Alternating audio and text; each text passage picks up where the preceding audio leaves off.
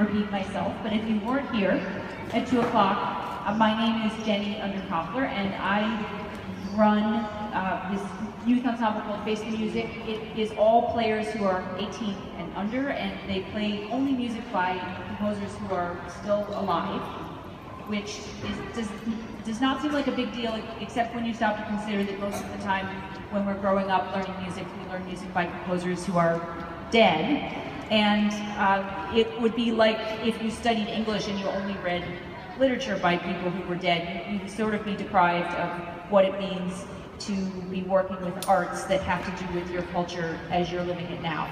So it's an exciting process, and what we're presenting to you today represents really 3 different facets of what we do in Face the Music. The symphony is going to play a piece by a grown-up living composer. And then Soundbite Orchestra is going to present a piece that is sort of composed and improvised collectively, and Vasu is going to tell you more about that.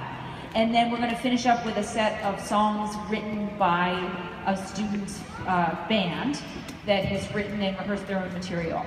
So it a little bit runs the gamut in terms of the independentness of the project. But one nice thing about being a student in Face the Music, at least one thing I think is nice about it, is that all of the players really have this inside of them, this ability to express themselves in different ways, and as they get older, to take on varying levels of responsibility for how much they do it themselves, which is very interesting to see.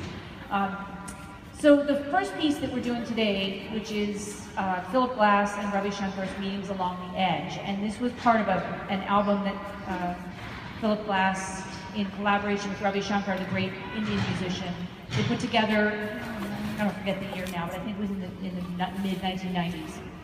And they traded off setting each other's tunes. So this is actually Ravi Shankar's, it's a couple of his tunes. And Philip Glass set them.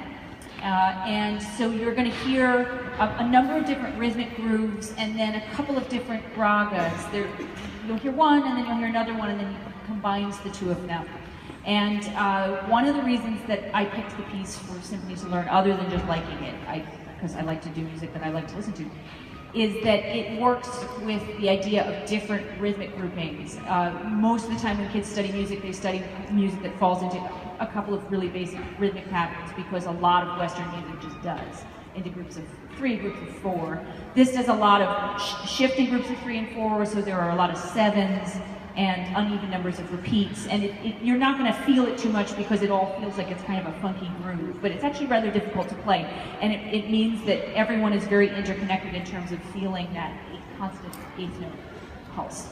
So I hope that in explaining that I haven't ruined your just enjoying it, because it's a fun piece to listen to, and we're going to play it, Meetings Along the Edge.